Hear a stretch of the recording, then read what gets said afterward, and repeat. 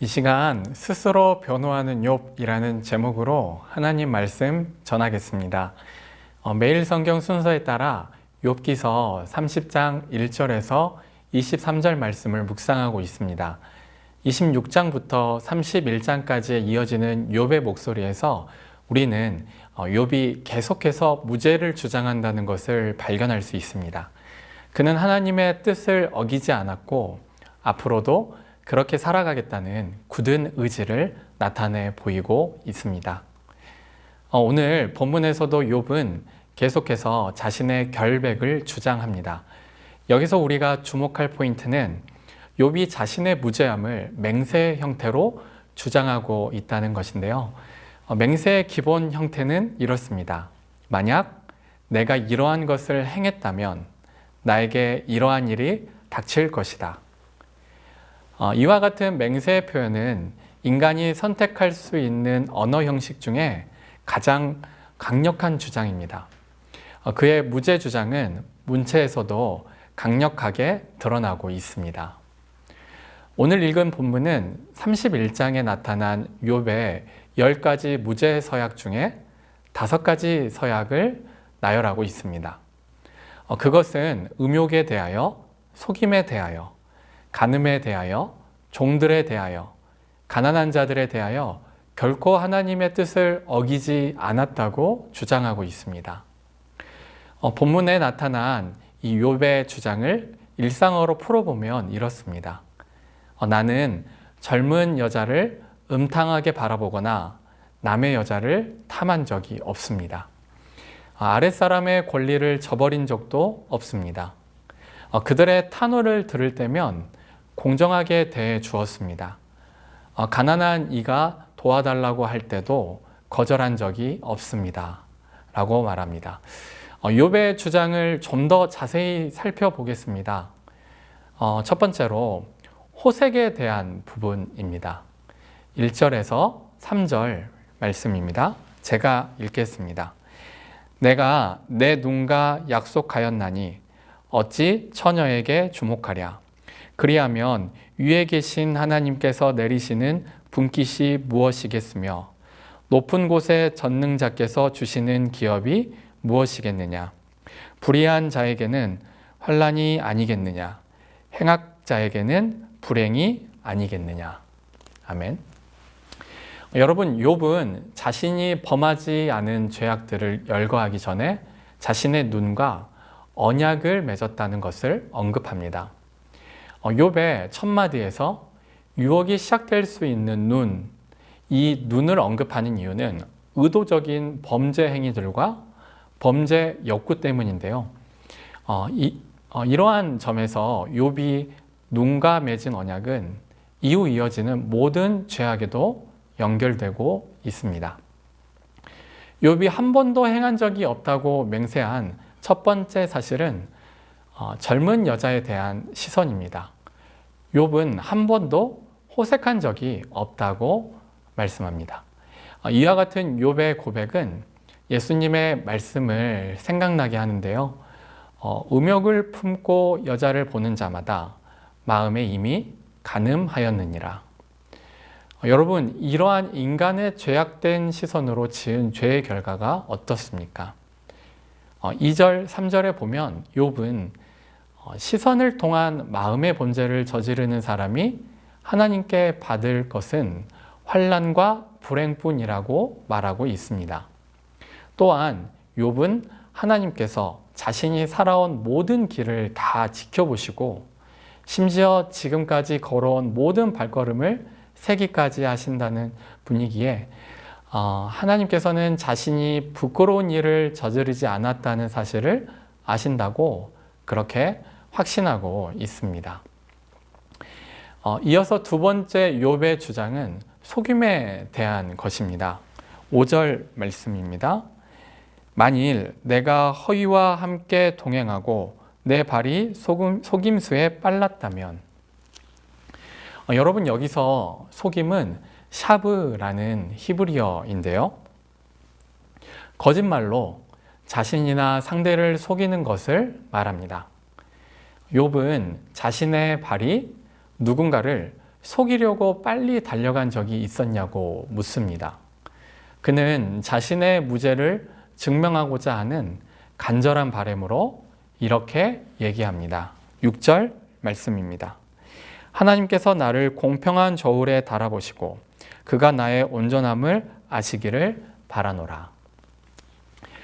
욥은 또한 7절에서 맹세의 표현을 써서 지금까지 하나님께서 알려주신 길을 벗어난 적이 없었다고 맹세하고요. 앞으로도 없을 것이라고 맹세하고 있습니다. 여기서 욥은 1절에서와 마찬가지로 눈으로 보이는 것에 현혹되는 마음에 대한 경계를 강조하고 있습니다. 이어서 세 번째로 간음에 대한 부분인데요. 9절, 10절 말씀입니다. 제가 읽겠습니다. 만일 내 마음이 여인에게 유혹되어 이웃의 문을 엿보아 문에서 숨어 기다렸다면 내 아내가 타인의 맷돌을 돌리며 타인과 더불어 동참하기를 바라노라.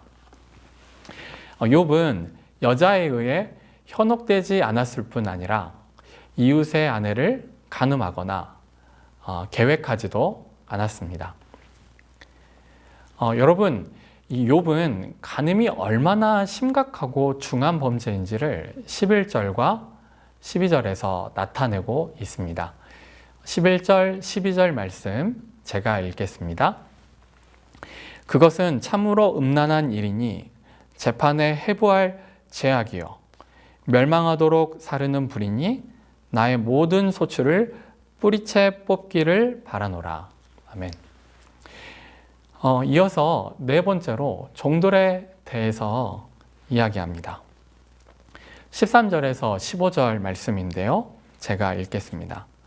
만일 남종이나 여종이 나와 더불어 쟁론할 때에 내가 그의 권리를 저버렸다면 하나님이 일어나실 때에 내가 어떻게 하겠느냐? 하나님이 심판하실 때에 내가 무엇이라 대답하겠느냐? 나를 태 속에 만드신 이가 그도 만들지 아니하셨느냐? 우리를 뱃속에 지으신 이가 한 분이 아니시냐? 아멘.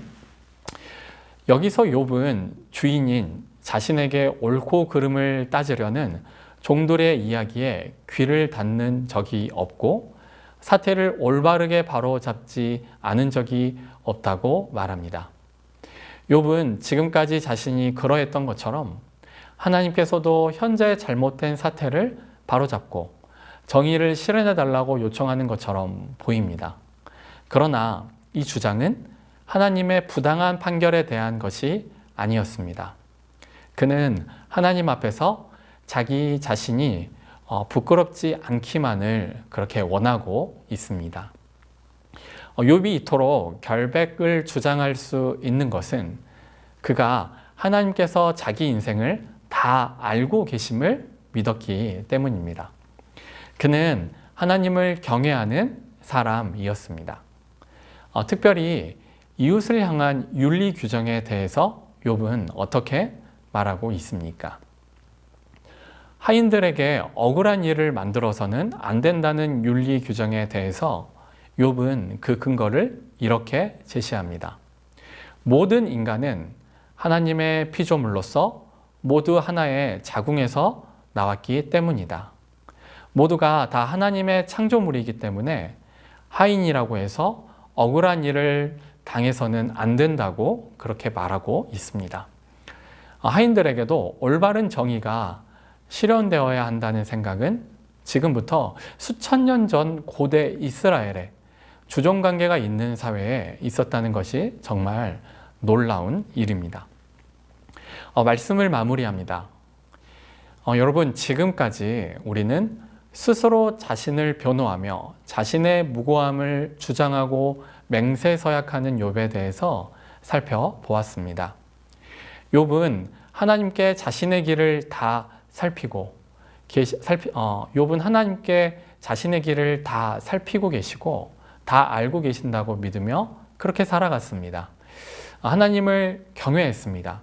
그렇기에 그는 자신의 인간적 시선을 따라 악한 일을 하지 않을 수 있었습니다.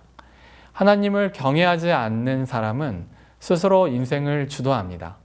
하나님을 이용하려다가 패망의 길로 빠질 수 있습니다. 여러분, 우리는 히브리서의 말씀처럼 믿음의 주요 온전하게 하시는 이인 주님께, 예수님께 우리의 시선을 고정해야 합니다. 그래야 세상 유혹 시험을 이길 수 있습니다. 또한 욥은 자신의 소유인 종들에게도 함부로 하지 않았습니다.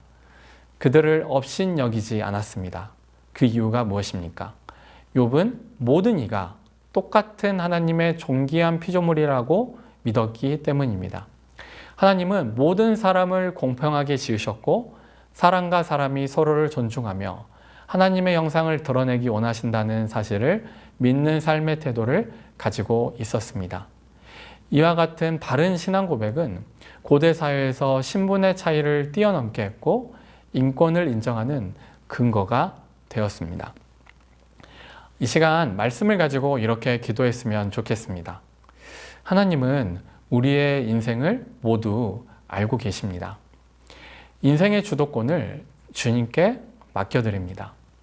주님께서 이끄시는 삶을 살게 하옵소서. 또한 우리의 시선을 모두 주님께 맡깁니다. 언제나 하나님을 경외하는 삶으로 이끌어 주옵소서. 마지막으로 하나님 바른 신앙생활을 할 수 있도록 은혜를 베풀어 주옵소서. 하나님을 존중히 여기는 것처럼 하나님의 존귀한 피조물을 아끼고 사랑하는 마음을 부어달라고 이 시간 함께 기도하겠습니다.